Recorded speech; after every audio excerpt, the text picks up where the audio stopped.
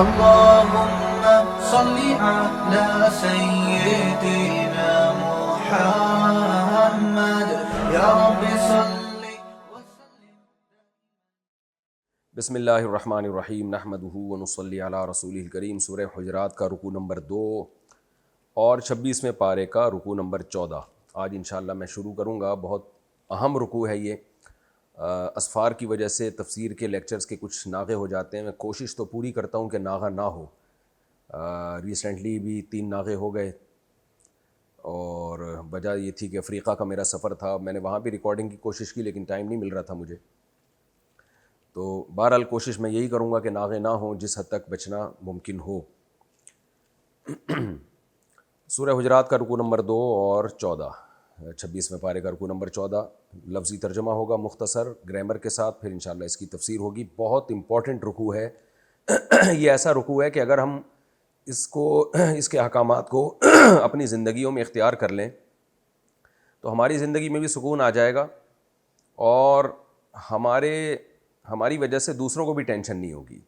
Society کی اصلاح کے لیے اس سے بہتر احکام ہو نہیں سکتے کوئی. اعوذ باللہ من الشیطان الرجیم. بسم اللہ الرحمن الرحیم. یا ایھا الذین آمنوا, اے لوگو جو ایمان لائے ہو. لا یسخر قوم من قوم, کوئی قوم مذاق نہ اڑائے, تمسخر نہ کرے. تمسخر کہتے ہیں کسی کا مذاق اڑانا. ایک ہوتا ہے مزاح اور ایک ہوتا ہے مذاق, دونوں میں فرق ہے. مزاح کہتے ہیں کسی کے ساتھ ایسی بات جس سے وہ خوش ہو جائے, اور مذاق کہتے ہیں کسی کی انسلٹ کر کے خوش ہونا, توہین کر کے. جیسے اسکولوں میں, کالجوں میں, دفتروں میں لوگ ایک دوسرے کی چڑ رکھی ہوئی ہوتی ہے اور انسلٹ کر رہے ہوتے ہیں اور پھر کہہ کے لگا رہے ہوتے ہیں, تو یہ ہے تمسخر. کوئی قوم کسی قوم کے ساتھ تمسخر نہ کرے, یعنی اس کا مذاق نہ اڑائے. عسیٰ ان یکونوا خیرا منہم, یہاں قوم سے مراد ہے مرد, کیونکہ آگے خواتین کا الگ سے تذکرہ آ رہا ہے, اس لیے اس کا یہاں قوم سے مرد مراد لیے جائیں گے. وجہ اس کی ہے کہ خواتین کا تذکرہ اللہ نے الگ سے کر دیا. یعنی کسی قوم کے مرد کسی قوم کے مردوں کا مذاق نہ اڑائیں. عسیٰ ان یکونوا خیرا منہم, ہو سکتا ہے وہ دوسری قوم جس کا مذاق اڑایا جا رہا ہے اس کے مرد ان سے بہتر ہوں. ولا نساء من نساء, اور نہ عورتیں دوسری عورتوں کا مذاق اڑائیں. عسیٰ ان یکن, ہو سکتا ہے کہ ہوں وہ عورتیں, یعنی جن کا مذاق اڑایا جا رہا ہے وہ عورتیں, خیرا منہن, بہتر ہوں, منہن, ان عورتوں سے جو مذاق اڑا رہی ہیں. ولا تلمزوا انفسکم, اور اپنی جانوں کو تانے نہ دیا کرو. دیکھیں لمز کہتے ہیں تانا. کچھ الفاظ قرآن میں استعمال ہوئے ہیں جن کے معنی قریب قریب کے ہیں, تو ان کے معنی میں فرق سمجھنا بہت ضروری ہے. ایک لفظ ہوتا ہے ہمز, جیسے کہ ویل لکل ہمزۃ لمزہ. ہمزہ ہے نا سورہ ویل لکل ہمزۃ لمزہ, سورہ ہمزہ میں. تو ہمزہ اور ہم سے نکلا ہے ہمزہ. ہمز کہتے ہیں چغلی لگانا. چغلی کسے کہتے ہیں کہ فساد کی نیت سے حکام بالا تک بات پہنچانا.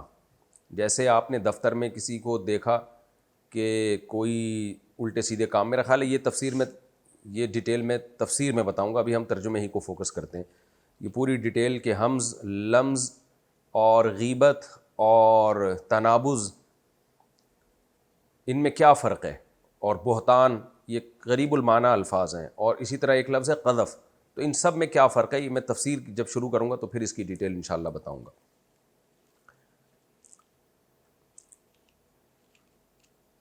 فرمایا کہ ولا تلمزوا انفسکم, اور اپنی جانوں کو تانے مت دیا کرو.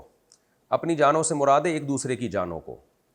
نفس کہتے ہیں جان کو, تمہاری جان. تو اللہ تعالیٰ ایسے احکام جب دیتے ہیں نا تو دوسرے مسلمان کی جان کو بھی اپنی ہی جان قرار دیتے ہیں. جیسے قرآن میں آتا ہے لا تقتلوا انفسکم, اپنی جانوں کو قتل مت کرو. تو مراد یہی ہے کہ دوسرے انسانوں کو قتل مت کرو, کیونکہ وہ بھی تمہاری ہی جان ہے, یعنی انسانیت کے ناطے سے تم سب ایک ہی ہو. تو یہ ترغیب کے لیے ایسے الفاظ استعمال کیے جاتے ہیں کہ اپنی جانوں کو تانے مت دیا کرو. مراد یہ ہے کہ دوسروں کو تانے مت دیا کرو. ولا تنابزوا بالالقاب, اور برے ناموں سے ایک دوسرے کو پکارا مت کرو. نبز اصل میں کہتے ہیں پکارنا برے لقب کے ساتھ, کسی کو برے نام یا بری صفت کے ساتھ پکارنا, نبز. اور باب تفاعل میں جب یہ جائے گا تنابز, تو اس میں اشتراک پیدا ہو جائے گا کہ ایک دوسرے کو سب ایسے نہ پکارو. تو لا تنابزوا کا مطلب ہی یہی ہے کہ برے ناموں کے ساتھ یا بری صفات کے ساتھ ایک دوسرے کو مت پکارو. آگے اللہ نے بالالقاب کا الگ سے تذکرہ کر دیا. اس کو صنعت تجرید کہتے ہیں. لقب بھی کوئی بھی ہم جب کسی کو نام دے دیتے ہیں نا, کہتے ہیں نا فلاں کا یہ لقب ہے, فلاں بڑے عبادت گزار تھے تو ان کا لقب تھا زین العابدین, عابدین کی عبادت کرنے والوں کی زینت. علامہ اقبال کا لقب تھا علامہ اقبال. لیاقت علی خان کا لقب تھا جی قائد ملت. محمد علی جناح کا لقب تھا قائد اعظم. تو لقب کے معنی کو ایکسپلین کرنے کے لیے آج بھی ہم مختلف لوگوں کو مختلف لقب دے رہے ہوتے ہیں. تو قرآن کے الفاظ اب دیکھیں, وَلَا تَنَابَزُوا بِالْأَلْقَابِ, ایک دوسرے کو برے ناموں سے برے لقب کے ساتھ مت پکارا کرو. یہ ہے صنعت تجرید. تجرید کا مطلب پہلے میں بتا چکا ہوں. جیسے سورہ بنی اسرائیل میں ہے سبحان الذی اسری بعبدہ لیلا, پاک ہے وہ ذات جو اپنے بندے کو رات کے تھوڑے سے حصے میں لے گیا. اب اسرا کا معنی ہے رات کے حصے میں لے جانا, رات میں چلانا, لیکن آگے اللہ نے لیلن کا صراحتاً تذکرہ کر دیا. تو ہم اب اسرا میں کا معنی کریں گے چلانا, رات کا ترجمہ اس سے نکال دیں گے ہم, یعنی رات کے معنی سے ہم اس کو مجرد کر دیں گے, مجرد عن اللیل, مجرد عن معنی اللیل. تو رات کا لفظ ہم نے اس سے نکال دیا, تو اسرا کا معنی بن گیا چلانا, کیونکہ رات کا آگے صراحتاً تذکرہ آ رہا ہے. تو یہاں بھی ایسا ہی ہے, ولا تنابزوا, تنابزوا کا مطلب ہے برے ناموں سے برے لقب سے پکارنا. لیکن لقب کا تذکرہ آگے واضح آ گیا تو اب ہم تنابزوا کا ترجمہ صرف کریں گے پکارنا, کیونکہ لقب کا لفظ صراحتاً آگے آ گیا ہے. تو اب ترجمہ کیا ہوگا, ولا تنابزوا, اور ایک دوسرے کو مت پکارو, بالالقاب, لقب کے ساتھ, مختلف القاب کے ساتھ. اور یہاں القاب سے برے القاب مراد ہیں, کیونکہ تنابز کا لفظ برے معنی میں ہی استعمال ہوتا ہے. تو اب ترجمہ سمجھیں, ولا تنابزوا بالالقاب, اور ایک دوسرے کو برے لقبوں کے ساتھ مت پکارا کرو, برے ناموں کے ساتھ بری صفتوں کے ساتھ مت پکارا کرو. بئس الاسم الفسوق, بیسا فعل تعجب میں سے ہے, جیسے نعمہ افعال تعجب میں سے ہے نا, نعم الرجل زید, کیا ہی خوب بندہ ہے زید. تو بئس الاسم الفسوق, کیا ہی برا نام ہے فسوق, فسق و فجور. بعد الایمان, ایمان کے بعد, یعنی ایمان لانے کے بعد کسی کے پر فسق کا لیبل لگ جائے, برا نام لگ جائے, یہ کتنی ہی بری بات ہے. یہ ترجمہ سمجھنے کے لیے نا تھوڑی تفسیر بتانی پڑے گی, پھر ترجمہ سمجھ میں آئے گا اس کا. قرآن اصل میں موٹیویٹ کر رہا ہے کہ جب تم کسی کو برے نام سے پکارو گے تو اللہ نے چونکہ تمہیں اس کام سے روکا ہے, تو وہ برا ہو یا نہ ہو تم بہرحال برے بن جاؤ گے, اور تم پر فسق کا لیبل لگ جائے گا, تم فاسق کہلاؤ گے. تو ایمان کے بعد کافر تو فاسق ہو کوئی مسئلہ نہیں ہے, کافر شرابی ہو زانی ہو وہ تو اس پہ فخر کرتے ہیں, لیکن ایمان کے بعد تم پہ فسق و فجور کا لیبل لگ جائے, لوگ کہیں یہ برا آدمی ہے, یہ فاسق و فاجر ہے. کیوں فاسق و فاجر ہے؟ اس لیے کہ یہ دوسروں کو برے نام سے پکارتا ہے. تو اللہ کہہ رہے ہیں کہ ایمان کے بعد تم پہ فسق کا لیبل لگ جائے, تم فاسق و فاجر کہلاؤ, یہ کتنا برا عمل ہے. تو دوسرے کی طرف برائی کی نسبت کرتے ہوئے تم یہ نہیں سوچ رہے کہ تم خود اپنے آپ کو برے نام سے مسمى کر رہے ہو, خود اپنے آپ پر فسق کا لیبل لگا رہے ہو. یعنی اس کی یہ مثال ہے کہ جیسے علماء کہتے ہیں کہ جب کوئی شخص آپ کے سامنے کسی کی غیبت کرے کہ فلاں ایسا ہے فلاں ایسا ہے, تو آپ اس سے کہو کہ بھائی وہ ایسا ہے یا نہیں ہے یہ تو مجھے معلوم نہیں ہے, میں نے اس کو نہیں دیکھا یہ برائی کرتے ہوئے, لیکن تیرا برا ہونا بہرحال ثابت ہو گیا ہے, کیونکہ تو میرے سامنے جرم کر رہا ہے غیبت کا, جس سے اللہ نے تجھے روکا ہے. تو برا ہے جس پر میں گواہ ہوں, وہ برا ہے یا نہیں وہ تو تیری گواہی اگر سچی ہے تو ہوگا, نہیں ہے تو نہیں ہوگا, مجھے نہیں پتا, لیکن تیرا برا ہونا بہرحال ثابت ہو گیا ہے. تو یہاں بھی قرآن کی آیت کا یہ مطلب ہے کہ بئس الاسم, کتنا ہی برا نام ہے, الفسوق, کون سا برا نام, فسق و فجور والا. ایمان کے بعد, بعد الایمان, یعنی تمہارے ایمان لانے کے بعد سب سے برا نام تو ہے فاسق. تو تم خود فاسق کہلا رہے ہو, اپنا نام تم چینج کروا رہے ہو سوسائٹی میں, اور دوسروں کو تم نے چڑ رکھی ہوئی ہے, دوسروں کو گندے ناموں سے پکار رہے ہو. تو دوسرا برا ہو یا نہ ہو, اس سے تم پر بہرحال برائی کا لیبل لگ گیا ہے, تمہارا نام اب فاسق ہو چکا ہے. آگے چلتے ہیں ہم. وَمَن لَّمْ يَتُبْ, اللہ فرماتے ہیں جو توبہ نہیں کرے گا ان برائیوں سے جو اللہ نے ان آیتوں میں بیان کی ہیں, فاولئک هم الظالمون، تو اصل میں یہی لوگ ظالم ہیں۔ کیوں ظالم ہیں؟ اس لیے کہ ظلم کہتے ہیں کسی انسان پر زیادتی کرنا، تو یہ زیادتی کرنے والے لوگ ہیں، یعنی جس کو تم برے نام سے پکار رہے ہو یا جس کو تانے دے رہے ہو وہ برا ہو یا نہ ہو، تم بہرحال ظالم کہلاؤ گے، اصل ظالم تو پھر تم ہوگے اگر تم نے توبہ نہیں کی۔ یا ایھا الذین آمنوا، اے لوگو جو ایمان لائے ہو، اجتنبوا کثیرا من الظن، اجتناب کرو، بچو بہت سارے گمانوں سے۔ کیوں بہت سارے گمانوں سے بچو بھائی؟ ان بعض الظن اثم، اس لیے کہ بعض گمان برائی بھی گناہ بھی ہوتے ہیں۔ یہاں بھی تفسیر کے بغیر ترجمہ سمجھ میں نہیں آئے گا۔ دیکھیں یہ بالکل ایسے ہی ہے جیسے ہم کسی کو کہتے ہیں، مثالیں میں اس لیے دیتا ہوں کہ اس سے بات سمجھنے میں آسانی ہوتی ہے، قرآن کا مدعا اور منشا سمجھنے میں آسانی ہوتی ہے۔ قرآن نے بھی تو جگہ جگہ بات سمجھانے کے لیے مثالیں دی ہیں نا۔ یہ ہم ایسے ہی ہے جیسے کوئی شخص بہت زیادہ باتیں کرتا ہو، تو ہم اس سے کہتے ہیں بہت زیادہ باتوں سے بچو، اس لیے کہ بعض باتیں گناہ ہوتی ہیں۔ جب انسان بہت زیادہ باتیں کرتا ہے نا تو اس میں گناہ والی باتیں بھی آئی جاتی ہیں۔ جو زیادہ بولتے ہیں تو اکثر غیبت بھی وہی کرتے ہیں، بہتان بھی وہی لگا رہے ہوتے ہیں، بدگمانیاں بھی وہی پھیلا رہے ہوتے ہیں، چغلیاں بھی وہی کر رہے ہوتے ہیں۔ جو خاموش مزاج ہوتے ہیں وہ ان برائیوں سے بھی بچے ہوئے ہوتے ہیں۔ تو یہاں بھی یہی مطلب ہے کہ بہت سارے گمانوں سے بچو، یعنی گمان کی 3 قسمیں ہیں۔ ایک قسم تو واجب ہے۔ واجب قسم کا کیا مطلب ہے؟ اللہ کے سے اچھا گمان رکھنا، یہ شرعاً ہم پر لازم ہے۔ اور قیاس کرنا مجتہد کا، شریعت کا حکم ہمیں معلوم نہیں ہے تو اجتہاد کر کے فیصلہ کرنا کہ یہ حلال ہے حرام، یہ بھی گمان ہے جو مجتہد پر واجب ہے تاکہ شریعت کا فیصلہ کر سکے۔ کچھ احکام قرآن میں یقینی ہیں، 2 اور 2 4 کی طرح، کچھ یقینی نہیں ہے، اجتہاد کرنا پڑتا ہے۔ یہی وجہ ہے کہ پھر مجتہدین کی رائے میں اختلاف بھی ہوتا ہے کیونکہ وہ یقینی احکام نہیں ہوتے، تو وہاں بھی گمان رکھنا لازم ہے، مجتہد پر اجتہاد کرنا واجب ہے۔ تو یہ تو وہ گمان ہے جو لازم کے درجے میں ہے۔ کچھ گمان ایسے ہوتے ہیں جو جائز ہوتے ہیں، لازم نہیں ہے۔ مثال کے طور پر آپ نے کسی سے کوئی لین دین کا معاملہ کرنا ہے تو آپ صرف احتیاط کی بیس پہ معاملہ ترک کر دیتے ہو، یہ سوچ کے شاید کہیں یہ چور نہ ہو، ایسا نہ ہو کہ کہیں یہ برا نہ ہو۔ تو یہ وہ گمان ہے جو شریعت نے آپ کو معاملات کی حد تک اجازت دی ہے۔ بھائی آپ پیسوں کا لین دین کر رہے ہو تو اگر آپ کو ایک بندہ سمجھ میں نہیں آ رہا تو نہ کرو اس کے ساتھ، یہ جائز ہے، لین دین کے وقت کی حد تک جائز ہے، اس کے علاوہ نہیں۔ اور کچھ گمان ایسے ہوتے ہیں جو حرام ہوتے ہیں، ناجائز ہوتے ہیں۔ کسی کے بارے میں آپ کو کوئی خبر پہنچی اور یقینی خبر نہیں ہے اور آپ نے اس کو برا سمجھنا شروع کر دیا۔ کسی کے بارے میں آپ نے اس کا کوئی عمل دیکھا، اس عمل کے مختلف پہلو نکلتے ہیں، آپ نے جان کر اس کو غلط پہلو پہ آپ لے کے چلے گئے۔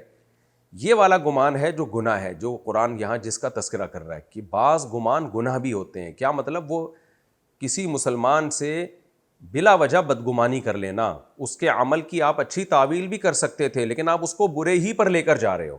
بالکل ایسے جیسے آج کل جامعۃ الرشید کا جو حشر کیا ہوا ہے لوگوں نے کہ جو بات کی جا رہی ہے وہ اسٹیبلشمنٹ کروا رہی ہے ان سے اور فوج کہلوا رہی ہے ان سے، اور یہ ان کا مقصد یہ ہے، ان کا مقصد یہ، اس طرح کی باتیں۔ بھئی ایک شخص کے آپ اسٹیٹمنٹ کو دیکھیں وہ کہہ کیا رہا ہے، اس پہ آپ تجزیہ کریں، اس کی رائے سے آپ اختلاف کریں۔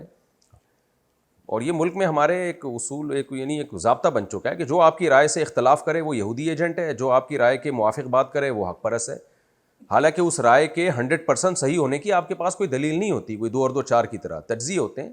تو اختلاف رائے کا بھی ہمیں تحمل کرنا چاہیے۔ امام ابو حنیفہ نے تو کبھی امام شافعی پہ الزام نہیں لگایا کہ وہ امام ابو حنیفہ کہتے ہیں قر جو ہے یہ حیض کو کہتے ہیں۔ قرآن میں آتا ہے نا کہ جب طلاق یافتہ عورتوں کی عدت، جب کسی عورت کو طلاق ہو تو 3 قر وہ انتظار کرے گی، تو قر کا ترجمہ امام حنیفہ کر رہے ہیں کہ حیض سے، کہ 3 حیض، جبکہ امام شافعی سے مراد ہوتے ہیں 3 پاکی کی ایام۔ تو ہم تو نہیں دیکھتے امام حنیفہ نے امام شافعی پہ الزام لگایا ہو کہ، یا امام شافعی تو اس وقت موجود نہیں تھے لیکن ان کے امام شافعی کے جو اسلاف ہیں یا جن کی رائے کو امام شافعی نے فالو کیا ہے وہ اس دور میں بھی موجود تھے، امام حنیفہ کے دور میں۔ تو امام حنیفہ نے تو نہیں کہا کہ آپ حکومت کی باتوں میں آ کے یہ بات کر رہے ہو، یا ان لوگوں نے امام حنیفہ پہ الزام لگایا ہو کہ آپ جو ہے وہ بنو امیہ کی باتوں میں آ کے یہ باتیں کر رہے ہو۔ تو ہم دیکھتے ہیں ماضی میں لوگوں کا ظرف بہت بڑا تھا، آج ظرف بہت کم ہو گیا۔ خیر، تو گمان کی بہت ساری قسمیں ہیں، تو اللہ کہتے ہیں بہت سارے گمان مت کیا کرو، سوچا کرو کہ کون سا گمان کرنے کا ہے کون سا نہیں کرنے کا ہے۔ تو وہ سوچنے کے بعد جب تم اس جب انالائز کرو گے, اس کا تجزیہ کرو گے, اس کی چھانٹی کرو گے, فلٹر کرو گے, تو اس کے بعد تمہیں فیصلہ کرنا پڑے گا کہ یہ والا گمان کرنے کا ہے, یہ والا گمان نہیں کرنے کا ہے. تو کون سا گمان کرنے کا ہے؟ اللہ سے اچھا گمان. تمہارے ساتھ کتنا ہی برا ہو رہا ہو, کاروبار میں نقصان ہو رہا ہو, اموات ہو رہی ہوں, لیکن تم نے اللہ سے اچھا ہی گمان کرنا ہے. وہ اچھا گمان کیا ہے بھائی؟ جو ہو رہا ہے میرے حق میں بہتر ہو رہا ہے. یعقوب علیہ السلام کی مثال ہمارے سامنے ہے کہ ایک بیٹا گم ہونے کے بعد دوسرا بھی گم ہو گیا تو بھی بدگمان نہیں ہو رہے. اعلم من اللہ ما لا تعلمون, میرے بیٹوں میں اللہ کے بارے میں وہ جانتا ہوں جو تم نہیں جانتے. یہ ہے اچھا گمان. پھر کچھ گمان ایسے ہیں جو تمہیں برے گمان کرنے پڑیں گے. کہیں بیٹی کا رشتہ دے رہے ہو, کہیں کسی کو کاروبار کے ساتھ معاملات کرو, وہاں تو بہت احتیاط کرنی پڑے گی بھائی. یہ ایک پہلو بھی اگر برائی کا سامنے آ رہا ہے تو بھائی ہم رسک نہیں لے سکتے. تو یہی مطلب ہے قرآن کی اس آیت کا کہ بہت سارے گمان جو تم کر رہے ہوتے ہو بغیر سوچے سمجھے, یہ غلط ہے. سوچا کرو, فلٹر کیا کرو. بعض گمان غلط بھی ہوتے ہیں, تو سارے ہی تم نے گمان کرنا شروع کر دیے تو بہت سے برے گمان بھی آ جائیں گے تمہاری فہرست میں اور تمہارے اعمال نامے میں. اور وہ برے گمان کیا ہے؟ بدگمانی. تو اس لیے اس آیت کا حاصل ترجمہ یہ کیا جاتا ہے, جو اس آیت کا اصل مفہوم ہے وہ آسانی کے لیے, کیونکہ عوام کو اتنی لمبی تقریر سمجھانا مشکل ہوتا ہے, تو آسان ترجمہ یہ کیا جاتا ہے کہ اے ایمان والو, برے گمان سے بچو, بدگمانی سے بچو. میں اکثر اس موقع پر تبلیغ والوں کا قصہ سناتا ہوں نا, کیونکہ وہی بات ہے, واقعات سے آیات بہت اچھی طرح سمجھ میں آتی ہیں. کہ ہم گشت کے لیے گئے, بہت پرانا واقعہ ہے, گشت کے لیے گئے تو ایک صاحب ہمارے سامنے گھر کے اندر داخل ہوئے. تبلیغ والوں نے, ہمارے امیر صاحب نے, جو بھی متکلم تھے, انہوں نے دروازہ بجایا تو بچہ آیا. بچے سے پوچھا آپ کے والد صاحب کہاں ہیں؟ انہوں نے کہا وہ گھر پہ نہیں ہیں, حالانکہ ہمارے سامنے ہی گھسے تھے, گھر کے اندر داخل ہوئے تھے. تو امیر صاحب نے ہمیں بتایا کہ بھئی دیکھو, بدگمانی سے بچنے کا اللہ نے حکم دیا ہے, تو عین ممکن ہے وہ آئے ہوں اور فوراً پچھلی والی گلی, جو دوسری گلی ہوتی ہے, چھوٹا گیٹ ہوتا ہے, اس سے نکل کے چلے گئے, کیونکہ پیچھے بھی ایک گلی تھی اس گھر میں. تو عین ممکن ہے آئے ہوں, 2 سیکنڈ کا 2 منٹ کا کام ہو, پیچھے سے چلے گئے ہوں. تو مجھے ان کا یہ عمل بہت اچھا لگا. میں اکثر بیانات میں بھی یہ واقعہ بتاتا ہوں. تو وجہ اس کی ہے کہ یہاں شریعت نے آپ کو منع کیا بدگمانی سے. بھائی عین ممکن ہے, 1% چانس ہے کہ بچہ سچ بول رہا ہو. تو یہ مطلب ہے اس آیت کا کہ بعض گمان برے ہوتے ہیں جس پر اللہ نے پابندی لگائی ہے. تمہارا کوئی لینا دینا, اگر وہ بالفرض جھوٹ بھی بول رہا ہے تو آپ پر لازم تو نہیں ہے کہ جو نہیں آپ سے ملنا چاہتا آپ زبردستی اپنی بات ٹھونسیں اس کے اوپر. تو شریعت نے اس کو رائٹ دیا کہ وہ آپ سے نہ ملے. جھوٹ بولنے کا رائٹ تو نہیں دیا, لیکن اس کا تو رائٹ دیا کہ وہ آپ سے نہ ملے اگر وہ نہیں ملنا چاہتا. تو بہت اچھی بات کی انہوں نے. تو اب آیت کو سمجھیں کہ اللہ تعالیٰ کہتے ہیں بہت سارے گمانوں سے بچو. وجہ کیا ہے؟ بعض گمان برے بھی ہوتے ہیں. اگر تم بہت سارے گمان رکھنا شروع کر دو گے تو حرام میں بھی پڑ جاؤ گے تم. یہ بالکل ایسا ہی ہے جیسے میں مثال کو دوبارہ ریپیٹ کرتا ہوں کہ جو بہت زیادہ باتیں کر رہا ہوتا ہے تو ہم کہتے ہیں بہت زیادہ باتوں سے بچو. بعض باتیں گناہ بھی ہوتی ہیں, یعنی جھوٹی باتیں ہوتی ہیں وہ. تو اس کا مطلب یہ نہیں کہ بات ہی کرنے سے بچو, بلکہ بہت ساری باتوں سے جب بچو گے تو پھر سوچ سمجھ کے بات کرو گے. تھوڑی باتیں کیا کرو گے, زیادہ نہیں کرو گے. فلٹر کرو گے بھائی یہ بات کرنے کی ہے. بعض باتیں ایسی ہوتی ہیں جو کرنا لازم ہوتا ہے, بعض باتیں ایسی ہوتی ہیں جو کرنا جائز ہوتا ہے, لازم نہیں ہوتا. کریں ٹھیک ہے, نہیں کریں تو بھی کوئی گناہ نہیں. لیکن بعض باتیں حرام ہوتی ہیں, ناجائز ہوتی ہیں وہ کرنا. تو فلٹر کر کے فیصلہ کیا کرو کون سی بات کرنے کی ہے اور کون سی نہیں کرنے کی. تو اسی طرح گمان جو ہم سوچ رہے ہوتے ہیں, خیالات ہمارے دل میں لوگوں کے بارے میں آ رہے ہوتے ہیں, اللہ کے بارے میں, اللہ کے نبی کے بارے میں, پبلک کے بارے میں, سیاستدانوں کے بارے میں, اور آپس میں ایک دوسرے کے بارے میں, دوستوں کے بارے میں, شوہر کے دل میں بیوی کے بارے میں, بیوی کے دل میں شوہر کے بارے میں, اولاد کے دل میں ماں باپ کے بارے میں, ماں باپ کے دل میں اولاد کے بارے میں, ہر وقت ہمارا دماغ چل رہا ہوتا ہے. تو اللہ کہتے ہیں ہر گمان پہ یقین نہیں کر لیا کرو, فلٹر کیا کرو اور سوچا کرو کہ کون سا گمان کرنے کا ہے اور کون سا اگنور کرنے کا ہے اور کون سا حرام ہے. تو یہ فیصلہ کرنے کے بعد سوچا کرو کہ کیا سوچنا ہے اور کیا کسی کے بارے میں نہیں سوچنا. آگے فرمایا وَلَا تَجَسَّسُوا, اور تجسس مت کرو. تجسس کہتے ہیں ٹوہ میں لگنا. ٹوہ میں لگنے کا مطلب کیا ہے؟ کسی کی برائی پر مطلع ہونے کی کوشش کرنا. تفسیر میں انشاءاللہ اس کی بھی ڈیٹیل آئے گی.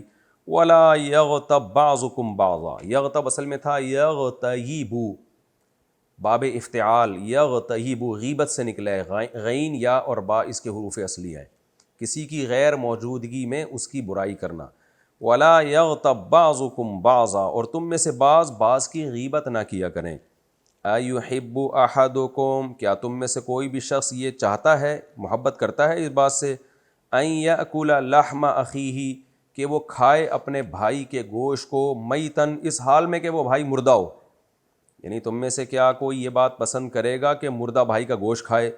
فَكَرِهْتُمُوهُ، تو تم کریہتموہ ناپسند کرو گے، ہو اس گوشت کو، تم تو لازمی اس گوشت کو ناپسند کرو گے، مردہ بھائی کا گوشت کھانا کسی کو بھی پسند نہیں ہے۔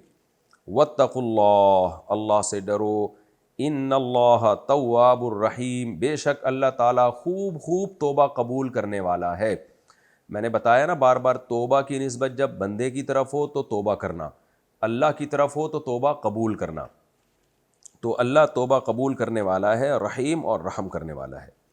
یا ایھا الناس، اے لوگو، انا خلقناکم، بے شک بنایا ہے ہم نے تم کو، من ذکرن، ایک مرد سے، و انسا، اور ایک عورت سے، یعنی آدم اور حوا سے، وجعلناکم، اور بنا دیا ہم نے تم کو، شعوباً، مختلف شعوب میں، دیکھیں شعوب اور شعب کی جمع شعوب ہے اور قبیلے کی جمع قبائل، ہم نے تم کو شعوب اور قبائل میں بانٹ دیا۔ شعوب کہتے ہیں بڑے قبیلے کو، اور اس کی جو شاخیں ہوتی ہیں اس کو قبیلہ کہا جاتا ہے۔ جیسے سید ایک شعب ہے، اور آگے سید کے تحت بہت سارے قبائل ہیں، حسینی اور حسنی اور علوی، حضرت علی رضی اللہ تعالیٰ عنہ کی جو علوی ہیں، اسی طرح حضرت عبداللہ بن عباس کی اولادیں ہیں، تو جو بڑی جڑ ہوتی ہے اس کو شعب کہا جاتا ہے، اور اس کے تحت جو ذیلی شاخیں نکلتی ہیں اس کو قبیلہ کہا جاتا ہے، جس کی جمع قبائل آتی ہے۔ اور ہم نے تم کو مختلف قبائل میں، خاندانوں میں بانٹ دیا، لِتَعَارَفُوا، تاکہ تمہارا تعارف ہو، تمہارا انٹروڈکشن ہو، تفسیر میں انشاءاللہ اس کی ڈیٹیل آئے گی، تاکہ تم ایک دوسرے کو پہچانو۔ ان اکرمکم عند اللہ، لیکن تم میں سب سے زیادہ عزت والا، اکرم اکرام سے نکلا ہے نا، اس میں تفضیل ہے اصل میں، اکرم اس میں مفعول کے معنی میں، کہ زیادہ عزت والا اللہ کے نظر میں وہ ہے، اتقاکم، اتقا بھی اس میں تفضیل ہے، اتقیو، ازربو کی طرح، دوسرے کے مقابلے میں زیادہ پرہیزگار۔ تو اللہ کی نظر میں تم میں سب سے زیادہ عزت والا وہ ہے، اتقاکم، جو تم میں سب سے زیادہ تقوی والا ہے۔ ان اللہ علیم خبیر، بے شک اللہ تعالیٰ تمہارے اعمال کو جانتا بھی ہے، خبیر، باخبر بھی ہے۔ قالت الاعراب آمنا، اعراب دیہاتی کو کہتے ہیں، خاص دیہاتی مراد ہیں اس سے، بنو اسد، دیہاتی لوگ کہتے ہیں آمنا، ہم ایمان لے آئے۔ الف لام جو ہے نا عہد کا ہے، عہد کا مطلب مخصوص دیہاتی، جو نبی کے پاس آئے تھے، تفسیر میں انشاءاللہ اس کی ڈیٹیل بتاؤں گا۔ آمنا، کہ ہم ایمان لے آئے، قل، کہہ دیجئے، لم تؤمنو، تم ایمان نہیں لے کر آئے ہو، ولیکن قولو، ہاں تم یوں کہا کرو، اسلمنا، کہ ہم فرما بردار ہو گئے ہیں، یعنی ظاہری طور پر ہم نے اپنے آپ کو اسلام کے حوالے کر دیا ہے۔ اسلام کا معنی میں بار بار یہ بھی بتا چکا ہوں، ایمان اور اسلام ایک ٹرمینالوجی کے لحاظ سے، ایک ٹرم کے لحاظ سے ایک ہی چیز کے دو نام ہیں۔ مومن ہی مسلم ہوتا ہے، مسلم ہی مومن ہوتا ہے، تبھی ہم کہتے ہیں یہ اسلام لے آیا، یعنی جو کافر کلمہ پڑھ کے مسلمان ہو جائے، مومن بن جائے، تو ہم اس کو کہتے ہیں یہ اسلام لے آیا ہے۔ تو ایز اے ٹرم دونوں کا ایک ہی مطلب ہے، مومن اور مسلم ایک ہی مطلب ہے، اس میں کوئی فرق نہیں ہے۔ لیکن جب ہم لغوی معنی میں جاتے ہیں، لغوی معنی میں ڈکشنری میں جاتے ہیں، تو مومن کہتے ہیں جو دل سے یقین کرے، اور مسلم کہتے ہیں اسلام کا مطلب سپرد کر دینا، یعنی اپنے آپ کو اسلامی احکام کا فرما بردار بنا لینا، عملی طور پر اپنے آپ کو سپرد کر دینا۔ تو جب قرآن میں یہ دونوں لفظ ایک جگہ استعمال ہوتے ہیں تو ان کا لغوی معنی مراد ہوتا ہے، لغوی معنی مراد ہوتا ہے، پھر ہم یعنی دونوں کا الگ الگ ترجمہ کریں گے۔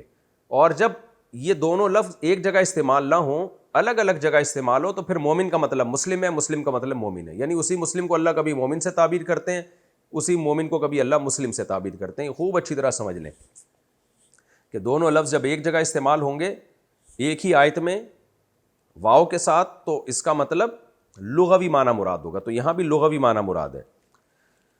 دیہاتی لوگ کہتے ہیں آمنا، ہم ایمان لائے، تو یہاں ایمان کا مطلب ہم لغوی طور پر یعنی دل سے ہم نے یقین کر لیا ہے اسلام کے برحق ہونے کا۔ ایمان کا تعلق ہے دل سے، لغت میں، اور اسلام کا تعلق ہے لغت میں، ڈکشنری میں پریکٹیکلی اپنے آپ کو سپرد کر دینا۔ لیکن جو ایز اے ٹرمینالوجی جو اسلام نے جو ایک ٹرم دی ہے ہمیں، اس میں مومن اور مسلم ایک ہی چیز کا دو نام ہے۔ قالت الاعراب آمنا، دیہاتی لوگ کہتے ہیں ہم ایمان لے آئے، قل لم تؤمنوا، کہ اے نبی کہہ دیجئے کہ تم ایمان نہیں لائے ہو، یعنی دل میں تمہارے یقین نہیں ہے، ولکن قولوا اسلمنا، تم یوں کہا کرو ہم نے اپنے آپ کو ظاہری طور پر سپرد کر دیا ہے، ولما يدخل الایمان، اور ابھی تک داخل نہیں ہوا ایمان، فی قلوبکم، تمہارے دلوں میں۔ جب میں نے گرامر کے لیکچر پڑھائے تھے اس میں بتایا تھا لم یضرب اور لما یضرب میں کیا فرق ہے۔ لم یضرب کا معنی اس نے نہیں مارا، لما یضرب کا معنی ابھی تک بھی نہیں مارا ہے اس نے، یعنی اسٹل اسی کنڈیشن پہ وہ قائم ہے۔ ولما يدخل الایمان، اور ابھی تک داخل نہیں ہوا ہے ایمان، فی قلوبکم، تمہارے دلوں میں، وَإِن تُطِيعُوا اللَّهَ وَرَسُولَهُ، اور اگر تم اطاعت کرو اللہ اور اس کے رسول کی، لا یلتکم، ولت یلتو، یولتو کی اصل میں تھا، اس کا معنی کمی کرنا، تو لا یلتکم من اعمالکم، اللہ کمی نہیں کرے گا تمہارے اعمال میں، شیئن، کسی بھی چیز کی، اعمال سے مراد ہے اعمال کے بدلے میں، مضاف محذوف ہے، جزاء اعمالکم، اللہ کمی نہیں کرے گا تمہارے اعمال کے بدلے میں ذرا سی بھی، پورا پورا بدلہ دے گا تمہیں۔ ان اللہ غفور الرحیم، بے شک اللہ تعالیٰ خوب معاف کرنے والا اور رحم کرنے والا ہے۔ انما المؤمنون الذین آمنوا باللہ ورسولہ، انما المؤمنون، بے شک مومن تو صرف وہی لوگ ہیں جو اللہ پر اور اس کے رسول پر ایمان لائے، ثم لم یرتابوا، پھر انہوں نے ذرا بھی شک نہیں کیا، یرتابوا ریب سے نکلا ہے، لا ریب فیہ ہے نا قرآن میں شروع میں، تو باب افتعال میں جب جائے گا تو یرتیبوا، یکتسبو کی طرح تو پڑھا جاتا ہے یرتابو، پھر انہوں نے ذرا بھی شک نہیں کیا، وجاہدوا، اور جہاد کیا، باموالہم وانفسہم فی سبیل اللہ، اپنے مالوں کے ساتھ اور اپنی جانوں کے ساتھ اللہ کے راستے میں۔ اصل مومن تو صرف یہی لوگ ہیں۔ اولئک ھم الصادقون، یہی لوگ ہیں سچے، یعنی اپنے دعوے میں سچے۔ دعویٰ کیا ہے؟ آمنا، ہم ایمان لائے، اس دعوے میں یہ لوگ سچے ہیں۔ قل اتعلمون اللہ بدینکم، اے نبی ان سے کہہ دیجئے کیا تم اللہ کو سکھا رہے ہو اپنے دین کے بارے میں، تعلیم دے رہے ہو، یعنی اللہ کو بتا رہے ہو کہ ہم مومن ہیں، شو مار رہے ہو تم، اللہ کو بتا رہے ہو کہ ہم مومن ہیں۔ واللہ یعلم ما فی السماوات وما فی الارض، حالانکہ اللہ تو جانتا ہے جو کچھ آسمانوں میں ہے اور جو کچھ زمین میں، اللہ کو سب پتہ ہے، وہ جانتا ہے کہ تم اندر سے کیا ہو۔ واللہ بکل شیء علیم، اور اللہ ہر چیز کا علم رکھنے والا ہے۔ یمنون علیک، منا یمنو، اس کا معنی ہوتا ہے احسان کرنا، اور علی جب اس کے بعد آئے تو احسان جتلانا، تو احسان کرنا بھی آتا ہے علی جب اس کے بعد آئے، یعنی من اللہ علینا، اللہ نے ہم پر احسان کیا، اور منا کے بعد جب علی آئے تو اس کا معنی احسان جتلانا بھی ہوتا ہے، تو دونوں معنی میں استعمال ہوتا ہے۔ یہ من کا لفظ اللہ تعالیٰ کے نام ہے نا، منان، احسان کرنے والا، تو حدیث میں اور قرآن میں یہ لفظ دونوں معنوں میں استعمال ہوا ہے، احسان کرنے کے معنی میں بھی، احسان جتلانے کے معنی میں بھی۔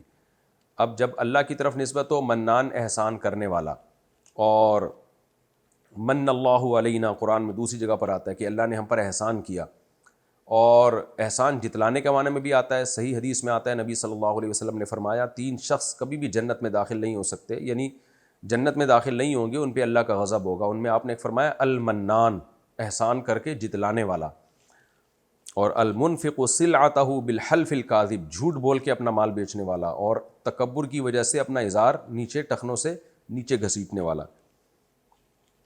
یمنون علیک، یہ لوگ آپ پر احسان جتلاتے ہیں، کس بات کا احسان؟ ان اسلموا، کہ یہ اسلام لے آئے۔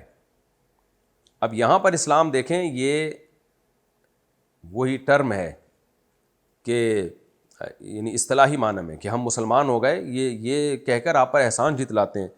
قل لا تمنوا علی اسلامکم، اے نبی ان سے کہہ دیجئے مت جتلاؤ مجھ پر اسلامکم، اپنے اسلام کو، بل اللہ یمن علیکم، بلکہ اللہ نے احسان کیا ہے تمہارے اوپر۔ اب دیکھیں یہاں پر یمن علیکم میں احسان جتلانا نہیں ہے بلکہ احسان کرنا ہے۔ ایک ہی آیت میں، یعنی 2 آیتوں میں جو ملی ہوئی ہیں، ایک آیت میں من کا معنی کچھ اور ہے، دوسری آیت میں من کا معنی کچھ اور ہے۔ بل اللہ یمن علیکم، بلکہ اللہ نے احسان کیا ہے تمہارے اوپر، ان ہداکم للایمان، کہ اس نے ہدایت دی تمہیں ایمان کی، ان کنتم صادقین، اگر تم اپنے دعوے میں سچے ہو، یعنی تم جو کہہ رہے ہو نا کہ ہم ایمان لے آئے، اگر تم اس دعوے میں سچے ہو بالفرض، تو پھر یہ ایمان کی ہدایت دے کے اللہ نے تم پر احسان کیا ہے تو تم نبی پر احسان مت جتلاؤ. ان اللہ یعلم غیب السماوات والارض، بے شک اللہ تعالیٰ آسمانوں اور زمین کے بھیدوں کو جانتا ہے. واللہ بصیر بما تعملون، اور جو کچھ تم کر رہے ہو اللہ اس سے باخبر ہے. یہ رکوع لمبا تھا، مختصر لفظی، مختصر تو نہیں، خیر تفصیلی لفظی ترجمہ اور مختصر گرامر ہو گئی اس کی. اب ہم اس کی تفسیر کی طرف چلتے ہیں. بہت ہی امپورٹنٹ رکوع ہے، دعا کر لینی چاہیے مجھے بھی اور آپ سب کو بھی کہ اللہ اس رکوع میں جو اللہ نے احکام دیے ہیں ہم اپنی زندگی میں ان کو اختیار کر لیں. تو میں قسم اٹھا کے کہہ سکتا ہوں کہ ہماری زندگی بھی سکون میں آ جائے گی اور ہماری وجہ سے دوسروں کی زندگیاں بھی سکون میں آ جائیں گی. یا ایھا الذین آمنوا، اے لوگو جو ایمان لائے ہو، لا یسخر قوم من قوم، تم میں کسی قوم کے مرد دوسرے مردوں کا مذاق نہ اڑایا کریں. دیکھیں یہاں پر پہلی بات تو یہ ہے کہ اللہ نے مردوں کا الگ تذکرہ کیا، خواتین کا الگ تذکرہ کیا. اس کا مطلب یہ نہیں ہے کہ مرد عورتوں کا مذاق اڑا سکتے ہیں یا عورتیں مردوں کا مذاق اڑا سکتی ہیں، یہ مطلب نہیں ہے. بار بار ایک لفظ میں ٹرم استعمال کرتا ہوں جو مفسرین نے استعمال کی ہے کہ قرآن میں بہت ساری شرطیں ہیں جو شرطیں اس لیے نہیں ہوتی کہ یہ شرط نہیں ہوگی تو حکم نہیں پایا جائے گا، بلکہ وہ شرط اس لیے ہوتی ہیں کہ عام طور پر ہوتا ایسے ہی ہے. جیسے پہلے میں مثال دے چکا ہوں کہ قرآن کہتا ہے کہ تمہاری وہ بیویاں جن سے تمہاری کوئی، ان بیویوں کی پہلے سے کوئی اولاد ہے، یعنی کوئی بیٹی ہے سوتیلی، تو اس بیٹی سے تم نکاح نہیں کر سکتے. وہ بیٹیاں جو تمہاری گودوں میں پلی ہوں، حالانکہ سوتیلی بیٹی گود میں نہیں پلی ہو تو بھی نکاح حرام ہے اس سے، پوری امت کا اجماع ہے. تو قرآن نے یہ شرط کیوں ذکر کی؟ بھائی عام طور پر ایسا ہوتا ہے کہ جب کسی بیوہ سے آپ شادی کرتے ہیں تو اس کی چھوٹی بچی بھی آپ ہی گود لے لیتے ہیں. تو یہ ایک سوسائٹی میں ایک چیز ہے، اس کو پروموٹ کرنے کے لیے یا پروموٹ نہیں کرنے کے لیے، محض اس کو بتانے کے لیے کہ ہوتا ایسے ہی عام طور پہ. تو وہ اس شرط کا مطلب یہ نہیں ہوتا کہ یہ شرط نہیں پائی جائے گی تو حکم نہیں پایا جائے گا. اسی طرح قرآن میں آتا ہے لا تکرہوا فتیاتکم علی البغاء ان اردنا تحصنا، اپنی باندیوں کو زنا پہ مجبور مت کرو اگر وہ بچنا چاہتی ہیں. حالانکہ باندی تو زنا سے بچنا نہ بھی چاہتی ہو تو بھی زنا نہیں کرنے دے سکتے آپ اس کو، لیکن چونکہ مسلمان باندی ہے تو کیسے پاسبل ہے کہ وہ زنا کرنا چاہے گی، تو اس لیے قرآن نے اس شرط کو ہائی لائٹ کر دیا. تو یہاں بھی ایسے ہی ہے کہ مرد مردوں کا مذاق نہ اڑایا کریں، عورتیں عورتوں کا مذاق نہ اڑایا کریں. تو مطلب یہ نہیں کہ مرد عورتوں کا اڑا سکتے ہیں اور عورتیں مردوں کا اڑا سکتی ہیں، مطلب یہ ہے کہ عام طور پر ایسا ہی ہوتا ہے، عورتیں مردوں کا مذاق نہیں اڑاتی اور مرد عورتوں کا. وجہ اس کی یہ کہ بھائی عورتوں کا اٹھنا بیٹھنا مسلم سوسائٹی میں خواتین ہی میں ہوتا ہے. اس زمانے میں تو مکس گیدرنگ کا اور یہ بےہودگی جو آج کل چل رہی ہے اس کا تصور ہی نہیں تھا. اور مرد عام طور پہ مردوں سے ہی وہ ہوتے ہیں، مردوں کو عورتوں کا مذاق اڑاتے ہوئے ویسے بھی شرم آتی ہے، لوگ بھی مذاق بولیں گے یار تو کیوں کسی خاتون کی انسلٹ کر رہا ہے، تیری کیا لگتی ہے وہ، یا تجھے کیا لینا دینا اس سے. تو سوسائٹی میں یہ تو انتہائی درجے کا برا سمجھا جاتا ہے، اس لیے قرآن نے اس کو ذکر ہی نہیں کیا کہ جب مرد کا مذاق اڑانا منع ہے تو مرد اگر عورت کا مذاق اڑائے تو بہت ہی زیادہ بری حرکت ہے. یہ تو بطریق اولا، یعنی اللہ اس بات کو بیان اس لیے نہیں کر رہے کہ یہ تو تم سے ممکن ہی نہیں ہے، یہ ہو ہی نہیں سکتا کہ کوئی مرد کسی عورت کا مذاق اڑانا شروع کر دے. تو اس لیے اس کو ہائی لائٹ نہیں کیا، ورنہ حکم سب کا ایک ہی ہے، نہ مرد کو عورت کا مذاق اڑانے کی اجازت، نہ عورتوں کو مردوں کا مذاق اڑانے کی اجازت. تو پہلی بات تو یہ ثابت ہوئی. دوسری بات یہ کہ لا یسخر قوم من قوم میں اللہ نے قوم کا تذکرہ کیا، اس میں بہت سارے احکام آ گئے. نہ کوئی مرد کسی دوسرے مرد کا مذاق اڑا سکتا ہے، نہ کسی خاص طبقے کے ساتھ آپ تمسخر کر سکتے ہیں، نہ کوئی سیاسی جماعت کسی دوسری سیاسی جماعت کے لیڈروں کے ساتھ تمسخر کر سکتی ہے، نہ آپ حکمرانوں کے ساتھ، نہ حکمران عوام کے ساتھ، نہ کسی دوسرے کنٹری کے لوگوں کے ساتھ، نہ رنگ کی بنیاد پر آپ کسی کا مذاق اڑا سکتے ہیں، گورے کالوں کا، کالے گوروں کا، نہ قومیت کی بیس پہ آپ اڑا سکتے ہیں کہ عرب اجمیوں کا مذاق اڑائیں، اجمی عربوں کا مذاق اڑائیں، نہ زبان کی بیس پہ آپ کر سکتے ہیں کہ پٹھان پنجابیوں کا، پنجابی پٹھان کا، اور مہاجر پنجابیوں کا، یا پنجابی مہاجر کا، یا بلوچوں کا، یا بلوچ فلاں قوم کا. نہ یعنی جتنی بھی مذاق اڑانے کی قسمیں ہو سکتی ہیں نا کسی بھی بنیاد پر، وہ تمام مذاق اڑانے کی قسموں کو اللہ نے اس آیت میں حرام قرار دے دیا ہے اور اس پر اجماع ہے. اور مذاق زبان سے بھی اڑانا، اشارے سے اڑانا، لطیفے گڑھ کے اڑانا، یہ سب حرام ہے جب تک کہ اس میں کوئی بہت واضح شرعی حکم نہ ہو ہمارے سامنے. تو شرعی حکم کا مطلب کیا ہے کہ کوئی قوم کسی قوم کو مسلسل نیچا دکھانے کی کوشش کر رہی ہے پھر اس کا جواب دینے کے لیے لا يحب اللہ الجہر بالسوء من القول الا من ظلم، 26 میں 6 پارے کی پہلی آیت، کہ اللہ ظلم کو پسند نہیں کرتا، ہاں جس پہ ظلم ہوا ہو تو وہ اعتدال سے بدلہ لے سکتا ہے۔ تو اس آیت کے عموم میں یہ بھی داخل ہے کہ کوئی اگر آپ کا مسلسل مذاق اڑا رہا ہے اور وہ شرافت سے بات نہیں سمجھ رہا، آپ کی توہین کر رہا ہے، تو پھر آپ اس کی برائیوں کو ہائی لائٹ کر کے اس کا مذاق اڑا سکتے ہیں، صرف اس حد تک جس حد تک آپ کا دفاع ہو رہا ہو، اس سے آگے نکلنے کی وہاں بھی آپ کو اجازت نہیں ہے۔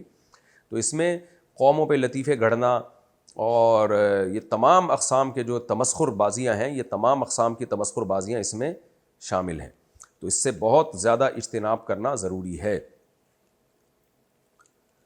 اللہ فرماتے ہیں عسیٰ ان یکونوا خیرا منہم، ہو سکتا ہے جس کا مذاق اڑا رہے ہو وہ بہتر ہو مذاق اڑانے والوں سے، کیونکہ جب ہم مذاق کسی قوم کا اڑاتے ہیں یا کسی فرد کا اڑاتے ہیں تو ہم اس کو گھٹیا سمجھ کے اڑا رہے ہوتے ہیں۔ اللہ کہتے ہیں وہ تمہاری نظر میں گھٹیا ہے، تمہارا علم کیا ہے، تمہارے پاس نالج کیا ہے، چند چیزیں ادھر ادھر سے معلوم کر کے ہم ایک رائے قائم کر لیتے ہیں، عین ممکن ہے وہ اللہ کی نظر میں تم سے بہتر ہو۔ بلال حبشی کا مذاق اڑایا کرتا تھا ابو جہل ابو لہب، تو لیکن اللہ کی نظر میں ان کا کتنا بڑا مقام تھا رضی اللہ عنہ کا۔ تو ہمیں نہیں پتہ بھائی، ہم کسی قوم کا ہم اپنی قوم کی خامیاں دیکھ رہے ہوتے ہیں، اپنی قوم کی خوبیاں دیکھ رہے ہوتے ہیں، دوسری قوم کی ہم خامیاں دیکھ رہے ہوتے ہیں۔ یہ بہت بڑا وبال ہے، اور انسان ظاہر ہے وہ اپنی حکیم الامہ حضرت مولانا اشرف علی تھانوی رحمہ اللہ تعالیٰ اس کی ایک مثال دیا کرتے تھے کہ انسان بہت مفاد پرست ہوتا ہے۔ اس کی ایک بہترین مثال دیا کرتے تھے کہ اپنی بدبو انسان کو بری نہیں لگتی، دوسرے کی بدبو بہت زیادہ بری لگتی ہے۔ خود واش روم میں بیٹھا رہتا ہے نا ایک ایک گھنٹہ، نئی بدبو آ رہی ہوتی ہے اس کو، لیکن جب جائے گا واش روم میں تو کیسے ناک کو پکڑ کے دوسرے کی اسمیل چند سیکنڈ برداشت نہیں ہوتی۔ یہی قوموں کے ساتھ بھی ہوتا ہے، کچھ قوموں میں کچھ خوبیاں ہوتی ہیں تو اس کے بدلے میں کچھ خامیاں بھی ہوتی ہیں، کچھ قوموں میں کچھ خامیاں ہوتی ہیں تو اس کے بدلے میں کچھ خوبیاں بھی ہوتی ہیں۔ تو انسان کیا کرتا ہے، اپنی قوم کی خامیاں نظر انداز کرتا ہے، خوبیاں دیکھ رہا ہوتا ہے، دوسری قوم کی خامیاں سامنے ہوتی ہیں، خوبیاں نہیں ہوتی۔ تو یہ بہت بری حرکت ہے، اس لیے اللہ نے اس کا جڑ سے خاتمہ کیا کہ جو تمہاری بیس ہے نا مذاق اڑانے کی، ہو سکتا ہے وہ بیس ہی غلط ہو۔ اب عرب لوگ اجمیوں کا مذاق اڑاتے ہیں، بہت جگہ ہم نے دیکھا ہے، سارے عرب ایسے نہیں ہوتے، اور ساری قوم کو ایک لاٹھی سے نہیں ہانکنا چاہیے، ان میں بہت ساری خوبیاں بھی ہوتی ہیں، لیکن بعض عربوں میں ہمیں یہ خامی ملتی ہے۔ تو ہم جب ان کو بتاتے ہیں کہ بھائی دین کی خدمت میں اجمیوں کا جتنا بڑا کردار ہے وہ عربوں سے پیچھے نہیں ہے۔ امام بخاری اجمی تھے، امام حنیفہ جن کو آدھی سے زیادہ امت نے فالو کیا وہ اجمی تھے، اور محدثین میں اکثر اجمی تھے۔ فاتحین جو بنو امیہ اور بنو عباس کے بعد جو فاتحین آئے ہیں جنہوں نے اسلام کو دنیا میں پھیلایا، وہ فاتحین اکثر اجمی تھے۔ تو اس لیے تبلیغی جماعت جو پوری دنیا میں ایک دین کی دعوت کو انہوں نے زندہ کیا، اتنی بڑی، شاید اس سے پہلے اسلامی تاریخ میں کوئی تحریک نہیں تھی کہ جو اپنی جان، اپنا مال، اپنا وقت لے کے پوری دنیا میں جنگلوں تک کو انہوں نے نہیں چھوڑا، کسی پہاڑ کی چوٹی کو نہیں چھوڑا انہوں نے۔ یہ سارے اجمیوں کی جماعتیں ہیں۔ عربوں کے بھی بہت کام ہے، اس میں دو رائے نہیں ہے، عرب ہیں بہرحال، لیکن نہ اجمیوں کو اجازت ہے کہ وہ عربوں کا مذاق اڑائیں۔ بعض لوگ عربوں کا مذاق اڑاتے ہیں کہ عرب میں یہ ہے، عرب میں عیاشی ہے، عرب میں جو ہے وہ، میں ان سے کہتا ہوں کہ تم نے کتنے عربوں کو دیکھ لیا۔ ایک صاحب ایک ہوٹل میں جاب کرتے تھے، وہ کہتے تھے میں نے بہت سارے عرب دیکھے ادھر آتے ہیں لڑکیوں کو لے کے عیاشی کرنے کے لیے۔ میں نے کہا تم ہوٹل میں جاب کرتے ہو، یہاں وہی لوگ آ رہے ہیں جو عیاش ہیں عربوں میں، تم مسجدوں میں جاؤ تو تمہیں وہاں تہجد گزار عرب بھی بہت نظر آئیں گے۔ تو یہ کیا بات ہے کہ آپ طوائف خانے میں بیٹھے ہوئے ہو اور پھر آپ دیکھ رہے ہو کہ اتنے عربی اس میں آ رہے ہیں؟ تو ظاہر ہے یہاں تو سارے وہی آئیں گے نا جو عیاشی کرنے کے لیے آتے ہیں۔ شراب خانے میں آپ عربیوں کی تعداد گن رہے ہو بیٹھ کے کہ اس میں اتنے عربی آ رہے ہیں، بھائی مسجدوں میں جاؤ گے تو وہاں بھی تمہیں بہت سارے عربی ملیں گے، تہجد میں رونے والے، قرآن پڑھ کے رونے والے۔ تو یہ بدگمانیاں ہیں جس کی بیس پہ ہم کسی قوم کے بارے میں اچھا یا برا گمان رکھ لیتے ہیں، اور یہ سب میں برائی ہے، اجمیوں میں بھی عربیوں میں بھی، کہ دوسروں قوموں کے سے بدگمان ہونا اور اپنی خوبیوں کو دیکھنا خالی۔ تو اس لیے اللہ نے اس کا جڑ سے خاتمہ کر دیا، فرمایا جس کو تم برا سمجھتے ہو، مذاق اڑا رہے ہو، برا سمجھنے ہی کی بیس پہ انسان تمسخر کرتا ہے نا، ہو سکتا ہے اللہ کی نظر میں وہ تم سے بہتر ہوں۔ وَلَا نِسَاءٌ مِّن نِّسَاءٍ، اور نہ عورتیں عورتوں کا مذاق اڑائیں۔ عَسَىٰ أَن يَكُنَّ خَيْرًا مِّنْهُنَّ، ہو سکتا ہے جس کا تم مذاق اڑا رہی ہو وہ تم سے بہتر ہو۔ خواتین کیسے مذاق اڑاتی ہیں، شکل و صورت کا بہت ریکارڈ لگاتی ہیں، ٹھگنی ہے، فلانی ہے، ڈمکانی ہے، اس کو دیکھو اترا رہی تھی اور کیسے باتیں کر رہی تھی اور وغیرہ وغیرہ۔ تو اللہ کہتے ہیں بھائی ہو سکتا ہے اللہ کی نظر میں اس کا مقام تم سے زیادہ ہو. وَلَا تَلْمِزُوا أَنفُسَكُمْ، اللہ فرماتے ہیں اور ایک دوسرے کو تانے مت دیا کرو. لمز کہتے ہیں تانا دینا. تانا دینا کیا ہوتا ہے؟ کسی برائی کو کسی کے سامنے بیان کرنا فساد کی نیت سے، اصلاح کی نیت سے نہیں، اس کو صرف نیچا دکھانا، اور نیچا دکھانے میں بھی کوئی اچھا مقصد نہ ہو. دیکھیں بعض دفعہ کسی کو نیچا دکھایا جاتا ہے اس کی اوقات یاد دلانے کے لیے، کیونکہ وہ دوسروں پہ ظلم کر رہا ہوتا ہے، تو اس کو بتایا جاتا ہے کہ تو جو ظلم کر رہا ہے تو تیری اپنی اوقات تو یہ ہے. وہ ایک الگ ٹاپک ہے، وہ جائز ہے، وہ حدیث سے بھی ثابت ہے. آپ صلی اللہ علیہ وسلم نے بعض لوگوں کے سامنے ان کا عیب بیان کیا، کیونکہ وہ ظالم تھے، وہ غلط چیز کو پروموٹ کر رہے تھے. آپ نے بتایا کہ تم ایسے ہو، تمہارے اندر یہ برائی ہے، تم لوگوں کا مال حرام طریقے سے، ناحق طریقے سے کھاتے ہو.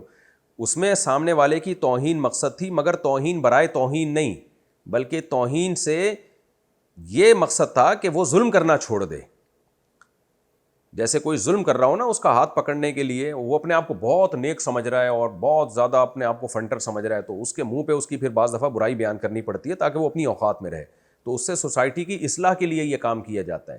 لیکن عام طور پہ جو ہم ایک دوسرے کو تانے دے رہے ہوتے ہیں برائیوں کے، وہ تانوں سے فساد پھیلتا ہے، سوسائٹی میں نفرتیں پھیلتی ہیں، وہ حرام اور ناجائز ہیں. تو اب میں بتاتا ہوں کہ بہت سارے الفاظ ایک جیسے ہیں لیکن ان کا معنی الگ الگ ہے. ان میں فرق کیا ہے یہ سمجھنے کے لیے. تو وقت ہی ہمارا چونکہ مکمل ہو چکا ہے، میں نے ٹائم ابھی دیکھا ہے، تو یہ پھر اگلے ایپیسوڈ میں انشاءاللہ میں شروع کروں گا کہ لمز کیا ہوتا ہے، ہمز کیا ہوتا ہے، اور غیبت کیا ہوتی ہے، بہتان کیا ہوتا ہے، قذف کیا ہوتا ہے. یہ جو قریب المعنی الفاظ ہیں جو قرآن میں استعمال ہوئے ہیں، تو ان کے شرعی احکام کیا ہیں، کون سی چیز کب جائز ہے، کب حرام ہے، اور یہاں قرآن نے کس عمل سے ہمیں روکا ہے. اگلے ایپیسوڈ میں انشاءاللہ ہم اس کو شروع کرتے ہیں. تو اگلے ایپیسوڈ میں ہم انشاءاللہ سورہ حجرات کا رکوع نمبر 2 اور 26ویں پارے کا رکوع نمبر 14 یہاں سے وَلَا تَلْمِزُوا أَنفُسَكُمْ یہاں سے انشاءاللہ ہم شروع کریں گے. اللہ تعالی ہمیں سمجھنے کی، عمل کی توفیق عطا فرمائے. وَمَا عَلَيْنَا إِلَّا الْبَلَاغُ.